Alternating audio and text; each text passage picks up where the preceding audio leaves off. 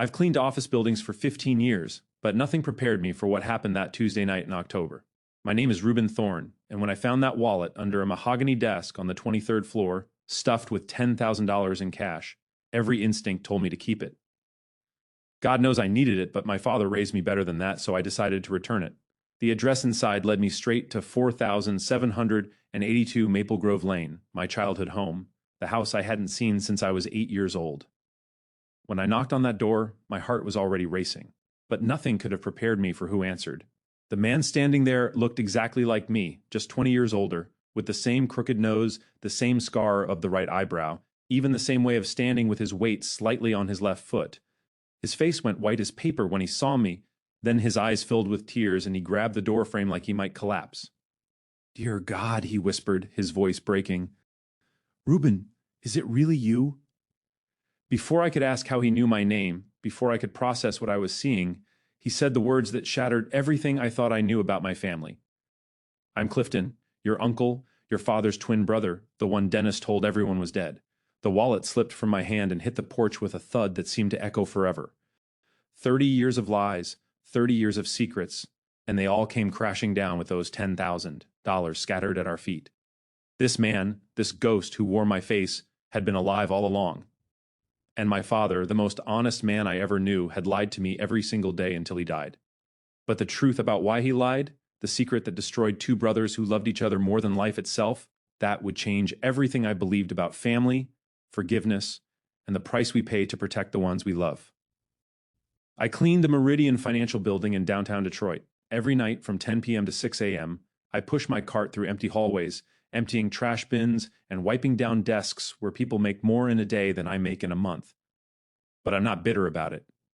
After my wife Janelle died 3 years ago from cancer, the quiet nights gave me something I desperately needed: peace. Just me, my headphones playing old Motown, and floors that needed mopping. No sympathy looks, no awkward conversations, no empty house waiting for me. My father, Dennis Thorne, raised me alone after my mother left when I was 8. He was a locksmith who ran his business out of a van that always smelled like WD-40 and metal shavings. Honest work for an honest man. He had thick hands scarred from years of handling keys and locks, and he'd ruffle my hair with those same hands every morning before school. "Work hard, stay honest, and you'll sleep good at night," he'd tell me. Never talked about family beyond us, said we were all we needed, and I believed him. Dad died 5 years ago, 2 years before Janelle got sick. Heart attack at his workbench, still holding his favorite lockpick set. The paramedic said he went quick. No pain. I hope that's true. At his funeral, only 6 people showed up, including me. No extended family, no cousins or uncles or distant relatives, just a few customers whose locks he'd changed over the years. I thought I was the last thorn left in the world. That Tuesday in October started like any other night. I'd eaten my dinner in the break room, leftover spaghetti that tasted like cardboard, while Jerry from maintenance complained about his ex-wife, and Marin showed everyone pictures of his new grandson. My supervisor, Vince Rodriguez, called in sick around 9:30, coughing so hard I had to hold the phone away from my ear. "Listen, Reuben," he wheezed between coughs. "You got to cover the executive floor tonight, the 23rd. Big boss is coming tomorrow for some board meeting, and everything needs to be perfect." "That's not my floor, Vince. That's Terrence's floor. Terrence is in Miami at his daughter's wedding. Come on, man, I'm dying here. Just this once. Make sure you get under every desk, check every corner. These executives notice everything." The 23rd floor was a different world from the regular offices I cleaned. When the elevator doors opened, I stepped on a marble floor so polished I could see my reflection. The air smelled like expensive leather and that specific scent of money, like fresh $100 bills. Mahogany desks sat in offices bigger than my entire apartment. Original artwork hung on the walls, not those printed motivational posters about teamwork and excellence that decorated the lower floors. I started with the smaller offices, working my way toward the corner suite. Each desk had a nameplate that probably cost more than my weekly paycheck. Harrison, Blackwood, Morrison, Mitchell. These were the people who ran the city from their leather chairs, making decisions that affected thousands of people like me without ever knowing our names. The corner office belonged to C. Mitchell, according to the gold nameplate, Chief Financial Officer. The space was immaculate with floor-to-ceiling windows showing the entire Detroit skyline. The city lights twinkled below like fallen stars. Janelle would have loved this view. She always said the city looked different from up high, like all its problems got smaller. I was mopping under the massive mahogany desk when my mop handle knocked something loose. It must have been wedged between the desk base and the carpet. I bent down, my knees creaking in protest, and picked up a leather wallet. Not just any wallet, but the expensive kind with hand stitching and buttersoft leather that probably came from some special cow in Italy. The monogram read CT in gold letters. My first thought was that C. Mitchell must stand for something else. Charles Thomas Mitchell, maybe Christopher Theodore. Rich people always had those kinds of names. I should have just put it in the lost and found box. Should have logged it with security and gone back to mopping. But something made me open it, and when I did, my hands started trembling so bad I had to sit down right there on C. Mitchell's expensive carpet. Inside were 5 thick bands of $20 bills, each wrapped in a paper band marked $2,000. $10,000 in cash. No credit cards, no driver's license, no business cards, just the money and a small folded piece of paper tucked behind the bills. When I unfolded it, my heart stopped. The address, written in careful handwriting, was 4782 Maple Grove Lane, my childhood home, the house where Dad raised me until that terrible year when everything changed. I sat in that executive office for 20 minutes just staring at the wallet in my hands. $10,000. The bills were crisp and new, like they'd come straight from the bank. I did the math in my head automatically. 4 months of rent, the transmission repair for my truck that I'd been putting off, the dental work I needed but couldn't afford. Maybe even a small headstone upgrade for Janelle's grave. Something better than the flat marker I could barely manage. My hands wouldn't stop shaking. Part of me wanted to stuff the wallet in my pocket and walk out like nothing happened. Who carries $10,000 in cash anyway? Drug dealers, tax evaders, people who wouldn't dare report it missing. The security cameras on this floor had been broken for months. According to Terrence, nobody would ever know. But then I heard my father's voice in my head, clear as if he was standing right beside me. Character is what you do when nobody's watching. Reuben, he told me that when I was 12 and found a $20 bill at the grocery store, made me turn it in to customer service, even though I wanted to buy that new video game all my friends had. Sleep comes easy when your conscience is clear, son. The address changed everything, though. 4782 Maple Grove Lane. I hadn't thought about that house in years.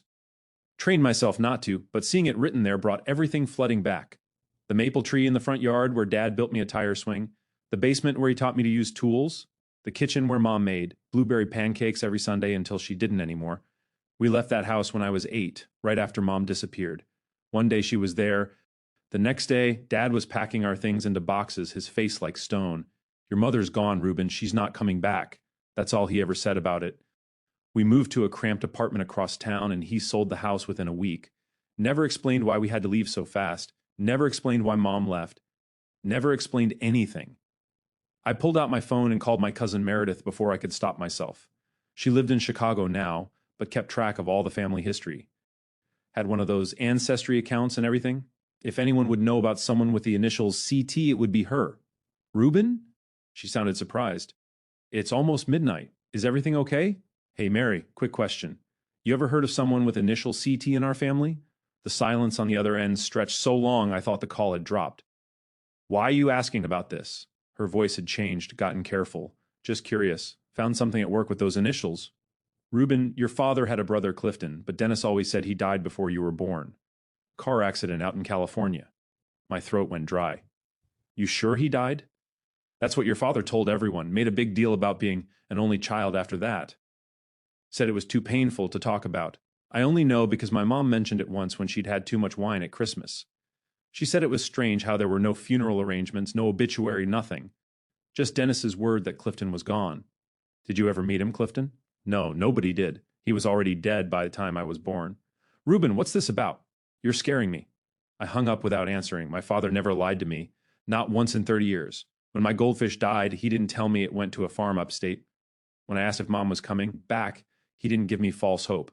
He was honest even when it hurt. So why would he lie about a brother? The next morning, instead of turning in the wallet to building security like I should have, I drove to Maple Grove Lane. My shift ended at 6 a.m., and by 6:30 I was parked outside my childhood home. The neighborhood looked frozen in time. Mrs. Rodriguez still had the same garden gnomes, just more weathered. The Pattersons' house still had that ugly green trim, just more faded. But 4782 looked different. New windows with expensive frames, fresh paint in a color Mom would have called sophisticated gray. The tire swing was gone, replaced by professional landscaping. Someone with money lived there now. Someone with the initials CT who kept $10,000 in cash like it was pocket change. I sat in my truck for 10 minutes, engine running, arguing with myself, return the wallet and get answers, or drive away and pretend I never found it. Finally, I grabbed the wallet, walked up the pathway I'd run down 1,000 times as a kid, and knocked on the door of my childhood home. Hold on, a voice called from inside, and my stomach dropped. The voice was familiar in a way that made no sense, like hearing a recording of yourself that you don't remember making. Footsteps approached, measured, and heavy, the same rhythm as my father's walk. The door opened, and I nearly fell backward off the porch. The man who answered was me, but aged 20 years into the future. Same nose that curved slightly left from when I broke it playing baseball. Same scar above the right eyebrow from falling off my bike. Same hands that were just a little too large for the arms, what Janelle used to call my puppy paws when we first started dating. His hair was gray where mine was still black. Lines creased his face where mine was still smooth. But looking at him was like staring into a time machine mirror. We stood there frozen, both of us trying to process the impossible. His face went through a series of expressions: confusion, recognition, shock, and then something that looked like grief. "Dear God," he whispered, gripping the doorframe with both hands. "Reuben? You're Reuben Thorne? How do you know my name?" His eyes filled with tears that he didn't try to hide. "Because I'm Clifton Thorne, your uncle, your father's twin brother." Twin brother? The words hit me like physical blows. Dad never mentioned a twin, never mentioned any siblings at all in 30 years, not one single mention of having an identical brother walking around in the world. "You're supposed to be dead," I said, my voice sounding strange and distant. "Car accident in California before I was born. In a way, I was." He stepped aside, gesturing for me to come in. "Please come inside. You have my wallet." I held it up, still trying to reconcile this man's face with the lies I'd been told. $10,000 just carrying that around. "My office. I'm the CFO at Meridian. C. Mitchell is my professional name." He laughed, but there was no humor in it. Small world, right? Dennis's boy cleaning my office. If that's not cosmic intervention, I don't know what is. I followed him inside my childhood home that wasn't my home anymore. Everything was different. The walls Mom painted yellow were now stark white. The carpet, where I played with toy cars, was replaced with hardwood. The whole place looked like a magazine spread, expensive and cold, and nothing like the warm house where I grew up. He led me to the kitchen, which still had the same layout, but with granite counters and stainless steel appliances, where our old yellow refrigerator used to hum. This was where Dad made dinosaur pancakes every Saturday, where Mom taught me to tie my shoes, where our family fell apart. "Coffee?" Clifton asked, already pulling out 2 mugs like he knew I'd say yes. "Answers," I said, sitting at a table that probably cost more than my truck.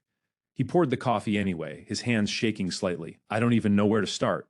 How much did Dennis tell you about me?" "Nothing. Absolutely nothing. You were dead. That's all I ever knew. And your mother? What did he say about why she left? Just that she was gone and wasn't coming back. I was 8. That's all he'd tell me." Clifton sat down heavily across from me. "Your father and I were inseparable growing up. Irish twins, people called us, even though we were identical. Did everything together. Went to the same trade school, him for locksmithing, me for accounting. Best man at each other's weddings. Our wives were sisters. Did you know that?" "What?" My coffee mug stopped halfway to my mouth. "Pauline and Patricia Morrison, your mom and my wife. They were sisters 2 years apart. We met them at the same party, married them a year apart, bought houses next door to each other. It was perfect. The 4 of us and our boys." "Boys? I have a cousin." His face crumpled. "Had my son Nathan, 3 months older than you. You two were inseparable, just like Dennis and me. Did everything together until he got sick. I don't remember any cousin named Nathan. You were 7 when he died. Leukemia fought for a year, but we lost him right before his 8th birthday. That's when everything started falling apart. Why would Dad lie about that? Why would he tell me you were dead?" Clifton stood up, walked to the window that overlooked the backyard where I used to play. "Because of what I did after Nathan died, because of how I betrayed him, because he saved my life, and the price was that I had to stay dead." He turned back to me, and the pain on his face was so familiar it hurt. It was the same expression Dad had whenever I asked about Mom or why we left this house. "Your father was the best man I ever knew, Reuben, and I destroyed everything he loved trying to save myself from grief."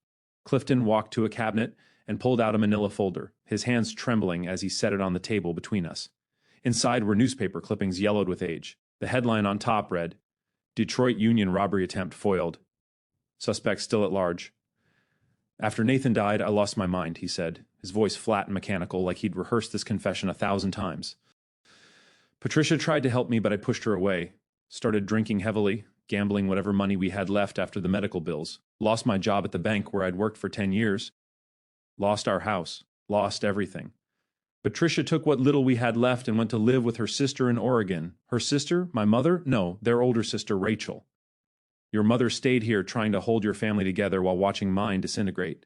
Dennis tried to help me, gave me money, found me jobs, let me sleep on your couch when I had nowhere else to go. But I was drowning in grief and rage, and I couldn't see anything except the unfairness of it all. Why did my boy die while yours got to live? Why was Dennis's family whole while mine was shattered? He pulled out a photo from the folder. Two boys in baseball uniforms, arms around each other's shoulders, gap-toothed grins identical in their joy. That's you and Nathan 2 weeks before he got sick. I stared at the photo and suddenly a memory surfaced. A boy who shared his candy. A boy who helped me build fort in the backyard. A boy who disappeared. And then everyone was sad. And then we moved away. Your father had just gotten a contract to install new locks at the Detroit Credit Union, Clifton continued. Biggest job he'd ever landed. He had all the keys, all the codes, everything, the old system and the new system. For 1 week, he basically had complete access to the bank. My stomach turned. No, he wouldn't. He didn't. But I knew about the job, knew about the access. I was desperate, broken, convinced that money would fix everything. I could get Patricia back, start over, maybe even have another child. I begged Dennis to help me. Just open the doors, I said. I'll do the rest. We'll split it. No one gets hurt. What did he say? He threw me out of your house, told me I was dishonoring Nathan's memory, that his son deserved better than a thief for a father. He was right, but I was too far gone to see it. Clifton sat back down, looking older with each word, so I stole his work keys while he was sleeping, made a copies at a 24-hour hardware store, returned them before he woke up, planned everything for the following Friday night. You robbed the bank? No. I went there, stood at the door at 2 a.m. with the keys in my hand. I put the key in the lock, started to turn it, and then I saw my reflection in the glass. I saw what I'd become. This twisted, broken thing that Nathan wouldn't recognize. I stood there crying, thinking about my son, about Dennis, about everything I was about to destroy, and I couldn't do it. I left, went to a bar instead, and drank until they threw me out. Then why the newspaper? Because someone else robbed. That bank the same night, 3 hours after I left, used the same entry points I'd planned to use. The security footage was conveniently corrupted, but the police found my fingerprints on the door handle. The bartender remembered me but couldn't pin down exact times. I was drunk, desperate with motive and means, and my prints at the scene. They arrested you? They came to arrest me. Dennis got there first. Told me to pack whatever I could carry, gave me $5,000, all the cash he had saved. Told me to run, start over, never contact anyone again. Said Clifton Thorne died in a car accident out west, and whoever I became next better be worthy of the second chance. But what about the police? Dennis gave me an alibi, told them I'd been with him all night helping with inventory at his shop. His word carried weight. He'd never had so much as a parking ticket. They investigated him for months, but Dennis never cracked, never changed his story, even when they threatened to charge him as an accessory. Who really robbed the bank? They never caught them. The investigation went cold after 6 months, but Dennis paid for my freedom. His reputation was damaged. Clients stopped trusting him. Your mother couldn't handle the shame, the whispers, the police, showing up at all hours. She left 8 months after I disappeared. She left because of you. She left because of what I'd done to your father, to our family, to everything we'd built, and Dennis let her go because he knew she deserved better than the mess I'd created. He sold the house to pay for the lawyer he needed to keep the police away. Moved you to that apartment. Started over with just the two of you. Clifton stood up and walked to a safe hidden behind a painting on the wall. I hadn't noticed it before, but then again, nothing in this house was what it seemed anymore. He spun the combination and pulled out stack after stack of cash, placing them on the table until they formed a small mountain between us. $200,000, he said quietly. I've been saving it for 30 years. Every bonus, every raise, every investment return. It was supposed to go to Dennis. I was going to find the courage to face him, to make things right, but he died before I could. Heart attack alone at his workbench. I didn't even know until I read the obituary 3 days later. This is guilt money. No, this is love money. Every dollar earned honestly. Every dollar a reminder of what Dennis sacrificed for me. It's yours now, your inheritance, what your father should have had. I stood up, dropped his wallet on the table next to all that cash. Keep your money, both amounts. Reuben, please, you don't understand. I've been watching you for years. He pulled something else from the safe. A photo album. Look, inside were pictures of me throughout my life. My high school graduation taken from the back of the auditorium. My wedding to Janelle shot from across the church parking lot. Janelle's funeral where I stood alone in the rain while everyone else had left. My father's burial captured from behind a tree. You were there at Dad's funeral. I've been at every important moment. always in the back, always in the shadows, a ghost watching the life I gave up, watching Dennis raise you to be the man I couldn't be, watching you become everything Nathan might have been. That's when he really broke down. Not gentle tears, but body-shaking sobs that seemed to come from somewhere deep and broken inside him. This successful man in his expensive house, falling apart in the kitchen where we once ate meals as a complete family. I have everything, he choked out. Money, position, respect. The executives at Meridian think I'm brilliant, and I'd trade it all, every penny, every achievement for one more day with my brother. One more chance to tell him I'm sorry. One more moment to thank him for saving my worthless life. I stood there watching this stranger who wore my face cry for the brother who raised me, for the father who kept his secrets, for the family that. One moment of desperation destroyed. He forgave you, I said finally. Clifton looked up, hope flickering in his eyes. How do you know? Because he never told me the truth. He could have. Could have explained why Mom left, why we lost everything, could have made you the villain, to make himself the hero, but he didn't. He protected you even in your absence. That's forgiveness, or shame. No, Dad didn't do shame. He did love even when it hurt, especially when it hurt. I made a decision then. Get your coat. What? We're going to visit Dad. An hour later, we stood at Dennis Thorne's headstone in Woodlawn Cemetery. It was a simple marker, nothing fancy. Beloved father, honest man. That's all it said. That's all it needed to say. Clifton fell to his knees on the wet grass, talking to the stone like Dad could hear him, apologizing, explaining, thanking, crying. 30 years of words spilling out into the October air. I stood back and let him talk. Let him purge the poison he'd been carrying. He said something before he died, I told Clifton when he finally went quiet. I didn't understand it then. He said, "Take care of your family, Reuben, even the ones you can't see." I thought he was talking about Mom wherever she is, but he was talking about you. Clifton comes for dinner now every Sunday. We don't talk about the money, which he donated to the Leukemia Foundation in Nathan's name. We talk about Dad, about Nathan, about the years we lost and the time we have left. He offered me a job at Meridian, a real position with benefits and a salary that would change my life. I turned it down. I'm still cleaning offices at night, pushing my cart through empty hallways. But now I understand something Dad always knew.